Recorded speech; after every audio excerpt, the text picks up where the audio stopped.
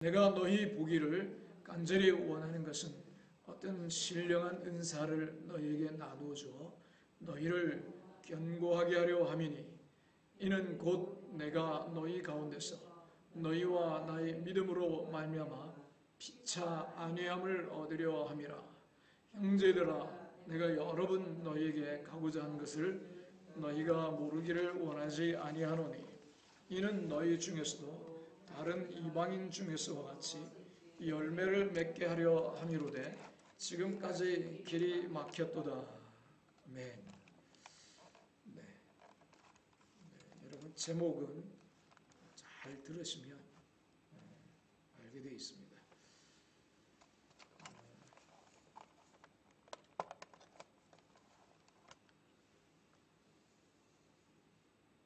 구정이라서 멀리서 집을 고향을 찾아서 차를 타고 가다가 차가 너무 밀리니까 시골 옆길로 살짝 빠졌어요. 고속도로 무료라고 하니까 고속도로에만 차들이 다니는지 복잡하다 해가지고 시골 골목으로 빠졌는데 가보니까 이야, 신기한 게 있어요. 거기서 이왕 나왔으니까 맛있는 것도 먹고 조금 둘러보고 가자. 그러다가 나중에 또 이것도 보고 저것도 보고 하다가 시간이 엄청 지체가 되어버린 겁니다. 목적지가 다른 곳인데 중간에 우리 눈길을 끄는 것 때문에 시간을 너무 많이 지체버리는 거죠. 이런 일들이 많다는 것입니다. 그래서 우리가 삶을 살아갈 때 목적을 아는 것이 참 중요합니다. 방향을 아는 것. 신앙생활도 마찬가지입니다. 내가 그냥 교회 나온다. 또 뭐 나름대로 하나님의 축복을 받고 싶다. 응답을 받고 싶다. 또 병이 낫고 싶다. 뭐 이런 생각들도 있을 수 있지만요. 그것은 과정입니다. 과정. 목적은 아니에요. 그래서 목적을 잘 알고 신앙생활을 하는 것이 참 중요합니다. 바울은 로마 교회가 믿음이 좋다는 소문을 들었습니다. 아닌 게 아니라 로마는 그리스도인들을 핍박하기로 유명한 곳이었습니다. 원형 경기장에 사자를 풀어놓고 그리스도인들을 믿겠느냐 안 믿겠느냐 그렇게 해가지고 계속 믿는다 그러면 사자들이 잡아먹게 하는 아주 잔인한 그런 동네였습니다. 그런 곳에서 믿음을 지키고 있었으니 대단한 로마 교회였다 이렇게 말할 수 있겠죠. 그럼에도 불구하고 바울은 방향을 잃지 않았습니다. 로마에 편지를 쓰면서 목적을, 방향을 바로 알리고 있습니다. 그것은 교회가 열매를 맺는 것이었습니다. 열매가 중요한 것이었습니다. 아무리 고난과 핍박을 이겨내고 있고 대단해도 열매를 놓쳐서는 안 된다는 것입니다. 우리도 열심히 일하며 공부하며 살아가지만 열매 맺는 것을 잊어서는 안 된다는 것입니다. 내가 단지 먹기 위해서 또 열심히 일했으니까 나에게 충분한 보상을 줘야지 놀고 재미있는 것 하고 즐기고 그렇게 살아가는 것도 필요하지만요. 그러나 그 가운데서도 우리는 열매를 맺는다 하는 목적을 잊어서는 안 된다는 것입니다. 궁극적으로 주님께서 우리에게서 기대하시는 것은 열매라는 것입니다. 견고해지고 피차 위로받고 하는 것이 중요하지만 교회가 그렇지 않아요. 그죠? 여기 보니까 견고하게 하려 합니다. 또 안위함을 얻게 하려 합니다. 이런 것도 중요합니다. 그러나 우리가 살아가고 또 함께 모여 교회 생활을 하는 것은 궁극적인 목적은요. 열매인 것입니다. 모이는 것이 좋고 위로가 되고 힘이 있고 또 행복감을 느끼지만 이 모든 것이 좋아도 늘 기억해야 될 것은 열매다 하는 것. 자, 그러면 열매가 뭘까? 열매가 뭘까요? 열매는 성품입니다. 성품. 우리에게 맺기를 원하시는 열매, 그것은 성품입니다. 간단하게 말하면요. 갈라디아서 5장 22절을 보겠습니다. 시작. 오직 성령의 열매는 사랑과 희락과 화평과 오래 참음과 자비와 양선과 충성과 온유와 절제니. 네, 성령의 열매 9가지인데요. 그래서 하나님 우리에게 맺기 원하시는 열매는 바로 성품의 열매라는 겁니다. 이 9가지 혹시 여러분 다 외우시나요? 외우시는 분 있어요? 1달란트 드립니다. 네. 없어요? 네. 자, 이렇게 외우시면 좋습니다. 사희화. 화를 그냥 와라 생각하고요.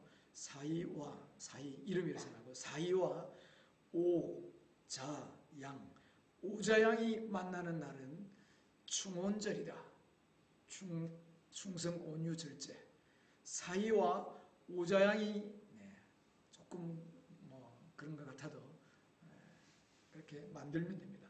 사희라는 아이와 오자양이 만나는 날은 충온절이다. 사희와 화, 오자양. 자, 이렇게 외우시면 좋은데요. 자, 이걸 다른 말로요. 가치관, 삶의 태도라고 할 수 있습니다. 성품이라는 것은요. 가치관입니다. 삶의 태도입니다. 그래서 하나님이 우리에게 맺기 원하시는 열매는 바로 이런 것이죠. 또 한 가지 맺어야 될 중요한 열매는요.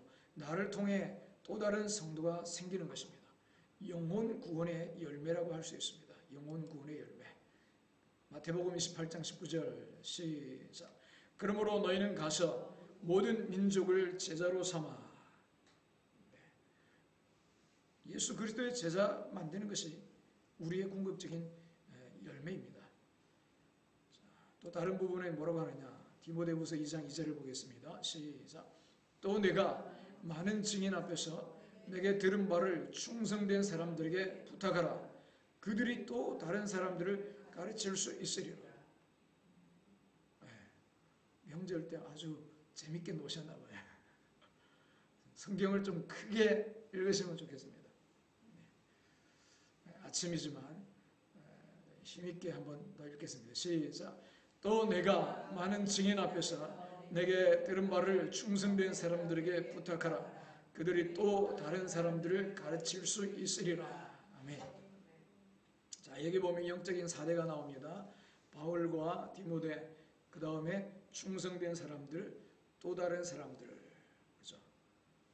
그래서 모든 민족을 제자 삼는 지름길은 뭐냐?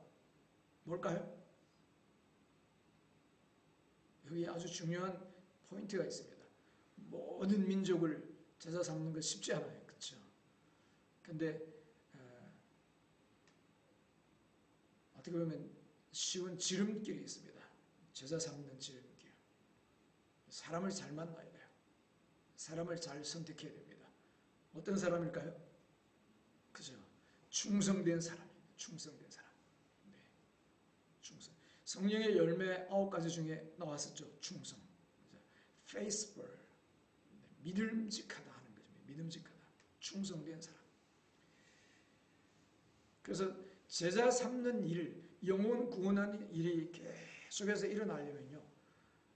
우리가 모든 사람들을 전도해야 됩니다. 모든 사람들을 인도하고 구원해야지만 그 중에 특별히 내 삶을, 내 시간을 집중하고 투자할 수 있는 사람이 있다는 겁니다. 해야 될 사람. 그 사람은 누구냐? 충성된 사람이라는 겁니다. 그렇죠? 충성된 사람은 열심히 배우려고 하고 열심히 주님 따르려고 하는 사람. 이런 사람들을 특별히 집중해서 양육할 때 계속해서 재생산이 일어난다는 겁니다. 그럴 때 모든 민족을 제자 삼는, 모든 민족을 복음화시키는 일이 가속화된다 하는 거죠. 자, 정리해서 말씀드리면요. 열매는 성품의 열매고 또 한 가지는 영혼 구원의 열매입니다. 하나님이 우리에게 원하시는 것은 바로 이겁니다. 내가 어떤 일을 열심히 하고 돈도 벌고 공부하고 또 하지만 그러나 그 가운데서도 우리가 그런 모든 것들을 통해서 궁극적인 우리의 목적은 성품의 열매를 맺어가는 것입니다. 그리고 영혼 구원의 열매를 맺어가는 것입니다. 여러분 나이가 든다고 해서 저절로 성령의 열매, 성품의 열매 맺는 거 아닙니다. 그렇죠? 세월 지나가도요 여전히 안 자랄 수 있습니다. 영혼 구원의 열매. 바쁘게 많은 일들을 하지만 스펙도 쌓고 하지만 정말 중요한 것은 영혼 구원의 열매라는 것입니다. 왜냐하면요, 우리가 결국에는 이 땅을 떠나서 주님 앞에 서게 되면 주님 앞에 계산을 한다는 겁니다. 그리스도의 심판대 앞에 서는데 그때 내놓을 것은요, 주님 돈 많이 벌었어요, 또는 내가 공부 열심히 해가지고 좋은 학교 들어갔어요, 이런 게 아니고요, 나의 변화된 성품의 열매입니다. 성품의 열매. 그 다음에 주님이 주신 은혜와 돈과 건강과 시간을 가지고 이렇게 영혼을 구원했어요. 영혼 구원의 열매라는 것입니다. 할렐루야. 이러한 열매가 넘치시기를 주 이름으로 축원합니다. 자, 그래서 바울은요, 로마 교회가 소문이 좋게 났는데 그러면 열매를 맺게 해야 되겠다. 그래서 열매 맺게 하려고 특별히 신경을 쓴 것이 바로 있다는 것입니다. 그게 뭐냐? 은사라는 겁니다. 은사. 열매를 맺기 위해서는요, 은사가 필요하다는 것입니다. 1장 11절 같이 한번 읽겠습니다. 시작. 너희 보기를 간절히 원하는 것은 어떤 신령한 은사를 너에게 나누어줘 너희를 견고하게 하려 함이니. 아멘. 은사를 나눠줘서 견고하게 한다. 신령한 은사. 은사가 있어야 열매를 맺는다는 겁니다. 여러분, 은사는 도구입니다. 도구. 그리고 그것을 통해서 궁극적인 것은, 목적은요, 열매라는 겁니다. 열매를 맺기 위해서 로마 교회에 은사가 필요한 것을 알려주고 있습니다. 그리고 가서 은사를 주겠다고 합니다. 우리도 마찬가지로 열매를 맺으려면요, 은사가 필요합니다.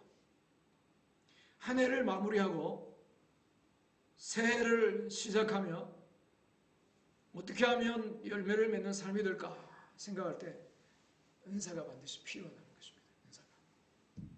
어떤 사람들은요, 어떤 교회는 은사가 있는 것조차 모르고요, 또 그게 뭔지도 모르고 또 배척하는 교회도 있어요. 심지어 은사를 모르니까 사모하지를 않아요. 근데 성경은요, 열매를 맺으려면 은사가 꼭 있어야 된다라고 말하는 것입니다. 그래서 바울은 열매를 맺기 위해서 은사를 너희가 갖도록 은사를 나누어 주러 가야 되겠다, 이렇게 말하고 있는 것입니다. 자, 그러면 은사가 뭘까요? 은사. 선생님, 은사, 그거하고는 다른 겁니다. 이 은사라는 것은요, 성경에서 말하는 이 은사는 성경에만 나오는 용어입니다. 우리가 공부를 잘하려면 이 용어를 잘 알아야 됩니다. 용어. 그래서 성경에서 말하는 용어 중에 한 가지가 은사인데요, 간단하게 말하면 은사라는 것은 성령이 사람을 통해 나타나는 것입니다. 성령이 나를 통해 나타날 때 그걸 은사라고 합니다. 한마디로 은사는 성령의 나타남입니다. 성령의 나타남. 고린도전서 12장 7절 읽겠습니다. 시작. 각 사람에게 성령을 나타내심은 유익하게 하려 하심이라. 네. 성령을 나타내심이 바로 은사라는 것입니다. 옛날 성경에는요, 아예 직접적인 표현으로 성령의 나타남을 주심은 유익하게 하려 하심이라, 이렇게 번역합니다. 성령의 나타남이라고 번역합니다. 자, 저를 보세요. 아침 중요한 말씀입니다. 이제 팔 한번 쫙 드세요. 깍지 끼고 위로.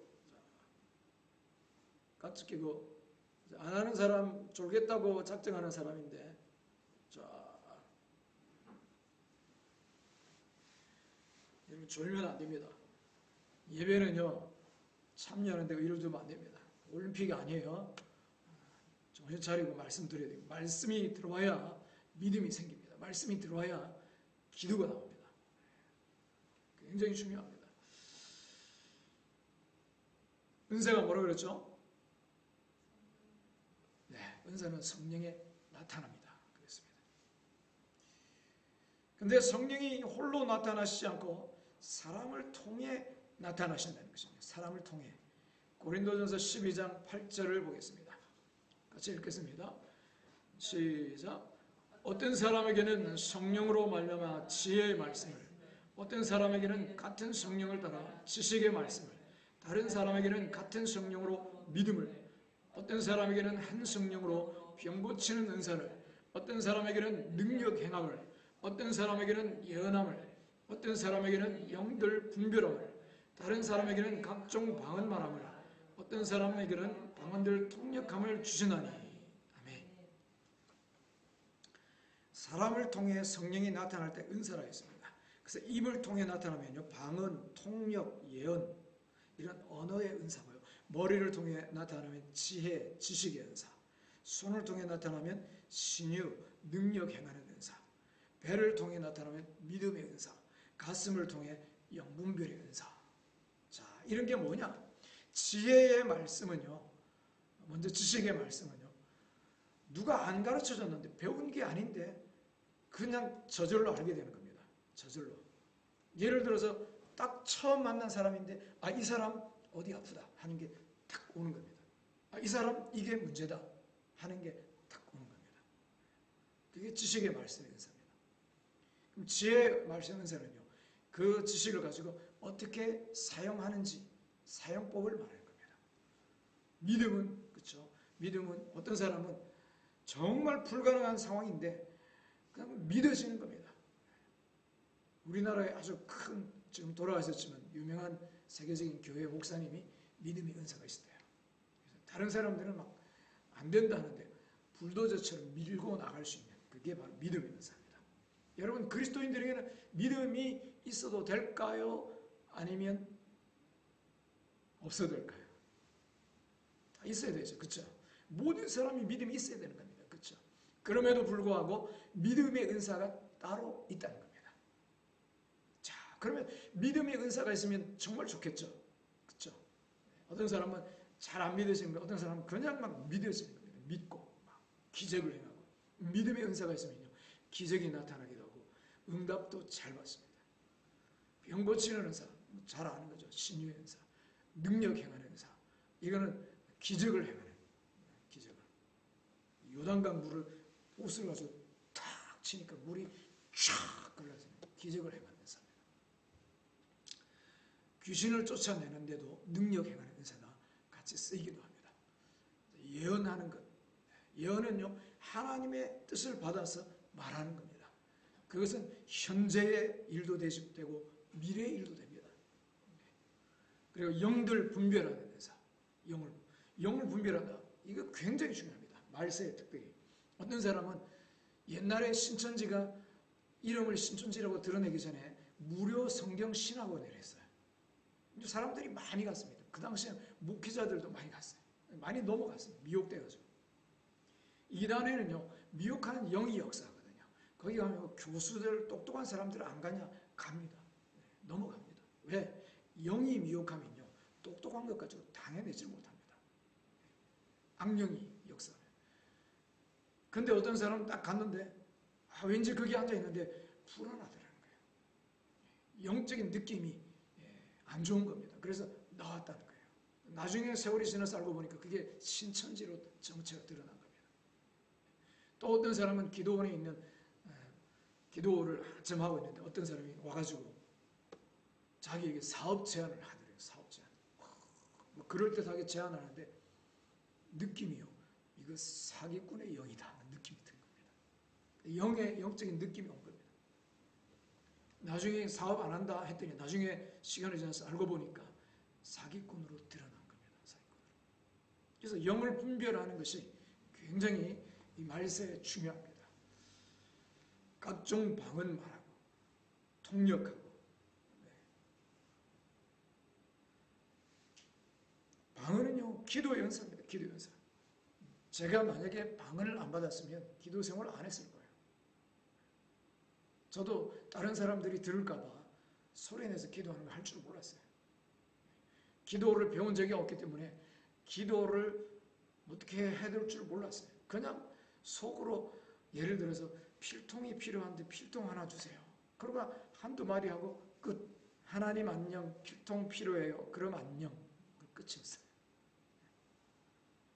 근데 방언하니까 사람들이 못 알아듣고, 또 방언하니까 여러 가지 영감이 또 임하거든요. 기도하는 게 재밌고 기도의 은사입니다. 그래서 그런 은사는 우리의 유익을 위해서 주신다 하는 겁니다. 그 다음에 또 로마서 12장에도 고린도전서 12장에 나오듯이 로마서 12장에도 은사가 나옵니다. 한번 볼까요? 같이 읽겠습니다. 시작.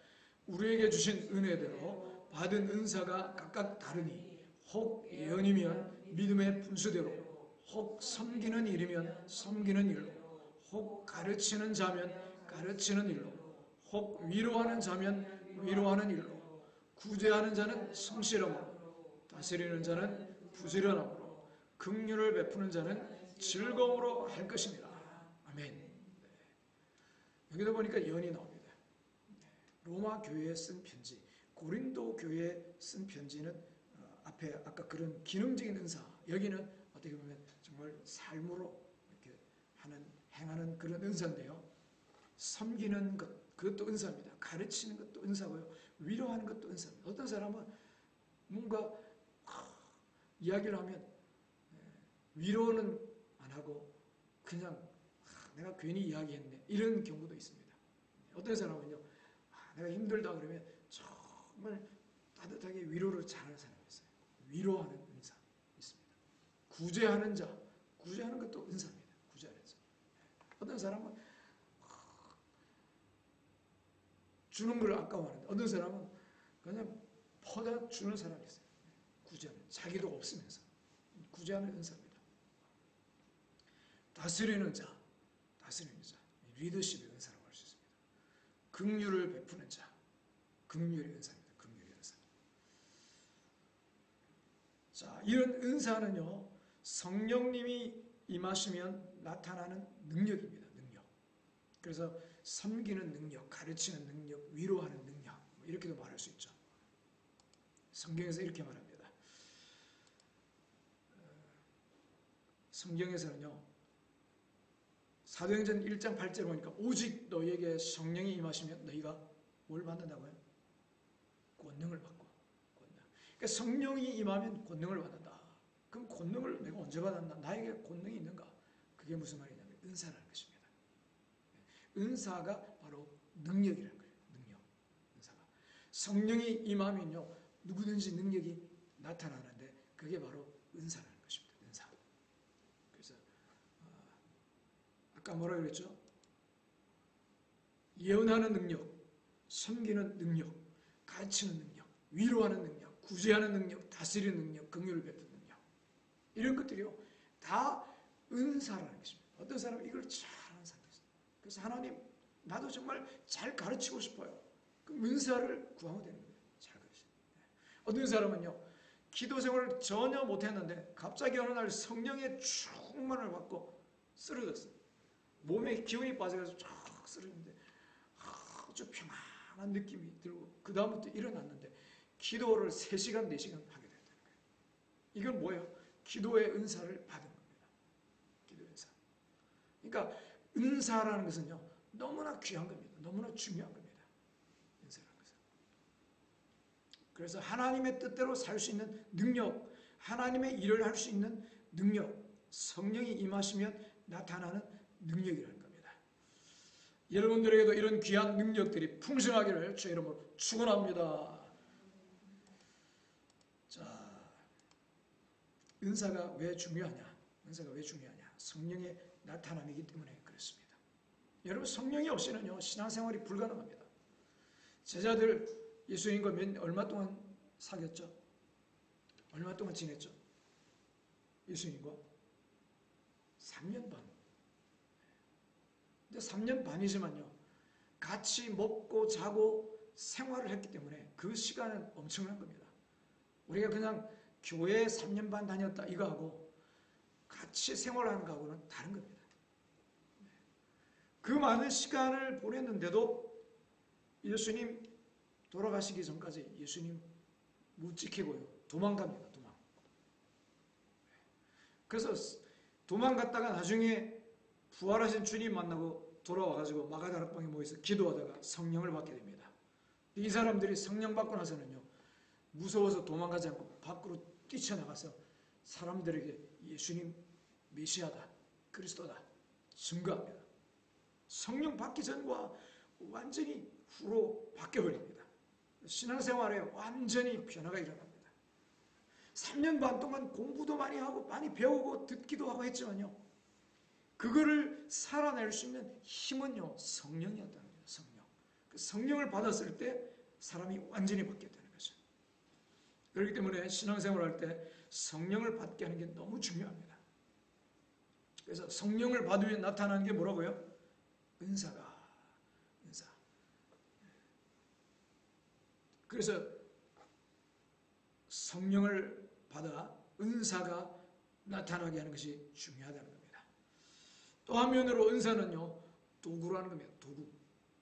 여러분 나사를 박을 때 손으로 도라이바 돌려가지고 나사 박으면요 구멍이 나 있는 데는 괜찮아요. 구멍 안 나 있는 데는 힘줘가지고, 또 어떤 데는요 나사를 찬장에 이렇게 되어 있는, 설치되어 있는 거, 와 이거 빼는데 얼마나 세게 박았는지 손으로 돌리니까 도라이바 온몸에 땀이 날 정도예요. 근데 전동 드릴을 딱 갖다가 대고 드르륵 하면 금방 풀려요. 이게 도구의 차이라는 겁니다. 도구의 차이. 태권도 해도 되고 안 해도 됩니다. 그렇죠? 태권도 안 해도 삽니다. 그러나 골목에서 괴한을 만날 때는 태권도를 잘하면 정말 유용합니다. 그렇죠? 그게 도구라는 것입니다. 도구. 이게 도구가 있느냐 없느냐의 차이입니다. 그만큼 은사가 중요하다는 것이죠. 그래서 바울은 가서 은사를 나눠주려고 했습니다. 자, 그러면 성령이 나타나면 은사라고 했는데 사람이 성령을 줄 수 있느냐? 비슷한 말인데 은사를 사람이 줄 수 있느냐 하는 말입니다. 은사를 사람이 줄 수 있느냐? 줄 수 있을까요? 사람이? 최헌양 사람이 은사를 줄 수 있어요?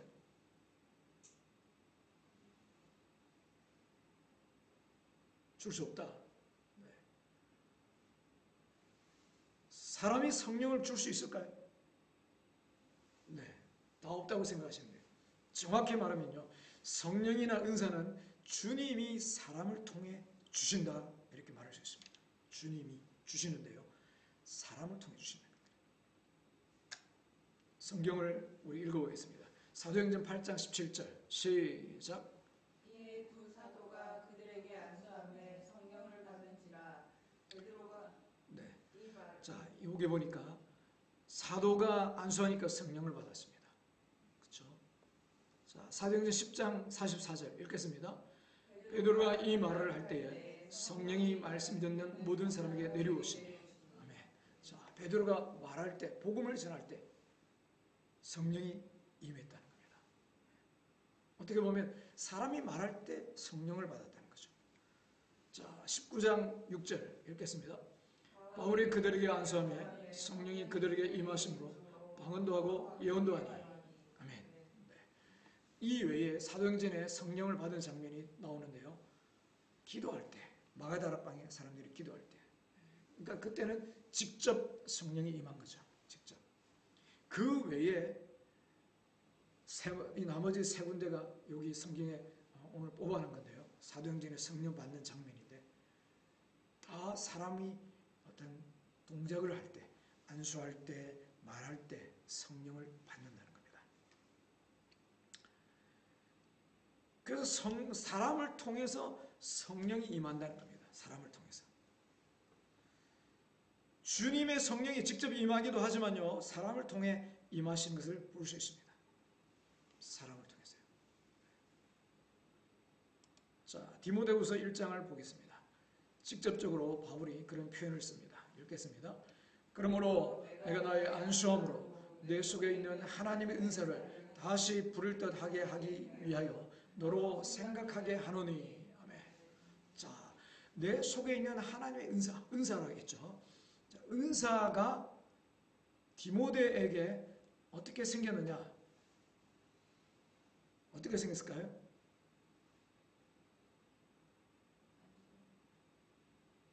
안수함으로 생긴다는 겁니다. 그래서 내 속에 있는 우리 성경은요 약간 불명확하게 번역을 했는데 다른 번역들을 쫙 한번 나중에 다 보세요. 이거는 무슨 뜻이냐면 내가 나의 안수함으로 내 속에 있게 된 하나님의 은사 이렇게 되어 있습니다. 안수함으로 있게 된 은사. 안수를 통해 은사가 내 안에 있게 됐다. 은사가 나타나게 됐다는 겁니다. 제가 이 성경을 처음에 모를 때 그냥 읽을 때는요. 안수함으로 은사를 부릴 듯하게 한다. 이렇게 생각을 했어요. 사실 그렇게 말하는 사람들이 있습니다. 또 알고 있는 사람 많아요. 성경을 자세히 안 봐서 그런 겁니다. 안수해가지고 사람들 속에 있는 은사를 부릴 듯하게 한다. 물론 그럴 수도 있겠죠. 그런데 여기서 말하는 성경은 그 뜻이 아닙니다. 은사가 있게 된 것, 은사를 있게 한 것은 안수를 통해서고요. 그 있는 은사를 부릴 듯하게 하는 것은 뭐라고요? 생각입니다. 생각. 너로 생각하게 하노니. 아, 내 안에 은사가 있구나. 어머, 내 안에 은사가 있네. 라고 새롭게 인식을 함으로 내 안에 은사가 있었는데 깨닫게 해줌으로 은사를 부릴 듯하게 한다는 겁니다. 그죠? 말씀을 그래서 배우는 것, 듣는 것이 중요하다는 겁니다. 야, 내 안에 그런 은사가, 그런 능력이 있었네. 그런 것들이 있었는데 몰랐네. 사용을 안 했네. 그걸 그냥 사장시켰네. 가둬놓고 있었네. 그죠? 야, 이걸 써야 되겠다. 활성화시켜야 되겠다. 부를 듯하게 한다는 거예요. 생각하게 한다는 것입니다. 네. 정확한 해석이 바로 이것입니다. 주님이 직접 은사를 주실 때도 있지만요. 보통 사람을 통해 많이 역사합니다. 그래서 주님을 대표하는 공동체, 즉 교회가 중요한 것입니다. 주님은 홀로 일하시기보다 사람을 통해 일하시기 때문입니다. 이 사실을 통해 우리가 배우는 것은 이런 겁니다. 다른 단체, 다른 곳은 다 잘못됐어. 나만 따르라. 우리 단체만 따르라. 이거는 틀린 겁니다. 잘못 가고 있는 겁니다. 그렇죠? 왜냐하면 여기만 주님이 있다. 이렇게 말하는 겁니다. 그렇죠?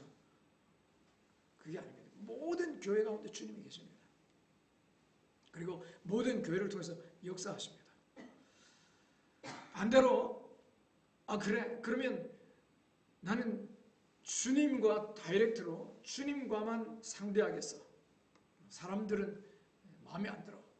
완전하지 못하고 불완전해. 그래서 주님과만 교제하고 주님께만 응답받고 사람들의 고면이나 가르침은 그거는 중요한 게 아니야. 내가 직접 하나님께 응답받고 직접 하나님의 음성을 듣겠어 하고 다이렉트로 하나님과만 관계 맺겠다. 이것도 치우친 겁니다. 이것도 잘못된 위험한 겁니다. 공동체, 주님의 지체들을 무시해서는 안 된다는 거죠. 주님은요, 특정한 한 사람만을 의지하게 하지 않으십니다. 그렇다고 사람을 무시하면 안 됩니다. 주님은 주님을 대표하는 공동체, 주님의 몸, 즉 교회를 중요시합니다. 어떤 이단단체, 특별히 신천지에서 그렇게 말하죠. 말세의 참 목자가 여기 있다. 그죠? 이만희를 보고 그렇게 얘기합니다. 그러면서 그에게 가야 한다고 미혹합니다. 주님은 한 개인에게 모든 양을 맡기지 않습니다. 주님의 초점은요, 개인이 아닙니다. 공동체입니다. 공동체. 그래서 계시록에 나오는 두 증인, 이상한 단체에서는요, 이 두 증인을 특정한 사람, 참목자라고 해석을 합니다. 특정한 사람이 아니라는 거예요. 불특정 다수의 성도를 말하는 겁니다. 계시록 11장에 나오는 두 증인은. 그러니까 이단에서 해석하는 것이 잘못된 해석이라는 겁니다. 그 부분만 해석을 잘못한다고 해서 그 사람이 이단은 아니지만 그게 궁극적으로 이 사람이 참 목자야, 이 사람에게 와서 말씀을 받아야 돼 라고 한다면 이거는 이단인 겁니다. 요까지 가려고 요 앞에를 그렇게 깔아놓는 거죠.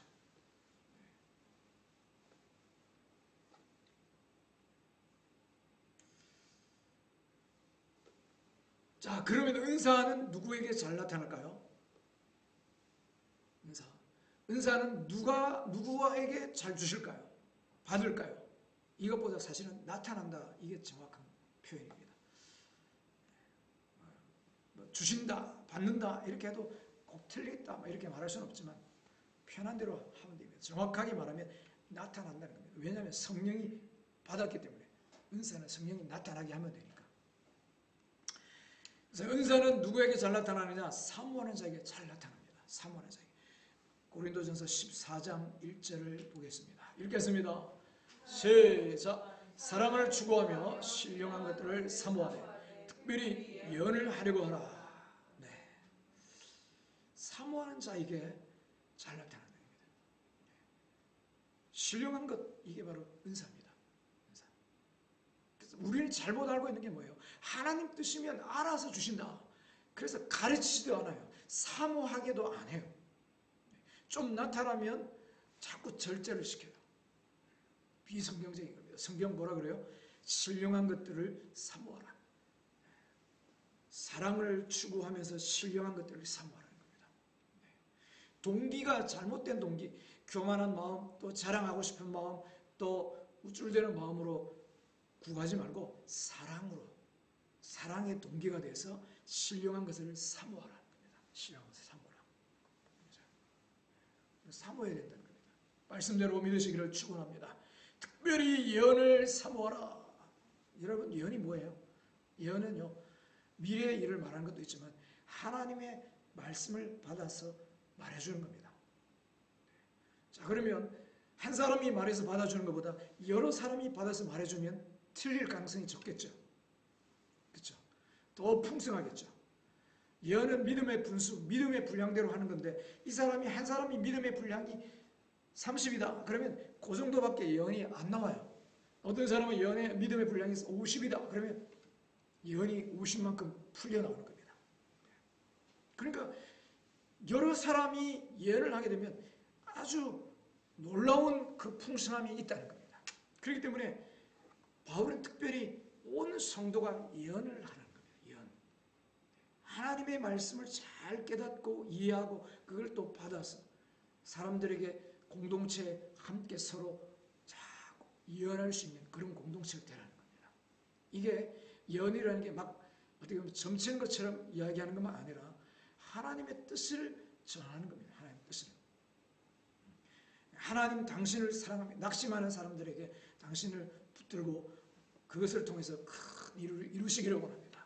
그리고 또 교만하고 막 함부로 막 하는 사람에게 하나님은 겸손하게 원하십니다.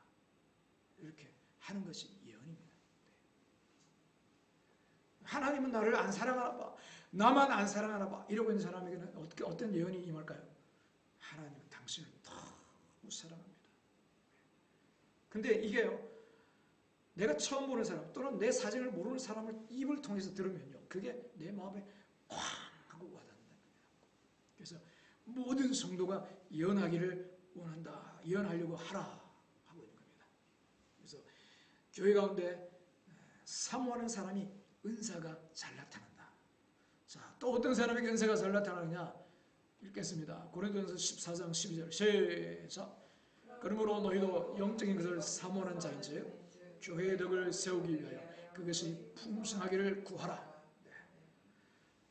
구하는 자에게 나타난다. 구하는 자에게. 많은 사람이 잘못된 생각하고 있는데 하나님 뜻이면 안 구해도 주셔. 그래서 근데 성경은 그렇게 말하지 않습니다. 영적인 것, 이게 은사입니다. 은사를 구하라. 구하는 자에게 주신다는 겁니다. 사모하고 구해야 주신다는 거예요. 그래서 어떤 교회는요, 은사가 풍성한 교회가 있어요. 왜 그럴까요? 사모하거든, 구하거든요. 근데 어떤 교회는요, 방언도 못해. 방언도. 왜 그럴까요? 사모하지를 않아요. 배척을 해요. 이 방언을 한 거에 뭐 어떻게 저쩌고 하면서 맨날 배척을 해요. 구하지를 않아요. 그렇죠? 구할 때, 사모할 때 풍성하게 나타나는 것입니다. 할렐루야. 말씀대로 사모하고 구해서 풍성하기를 축원합니다.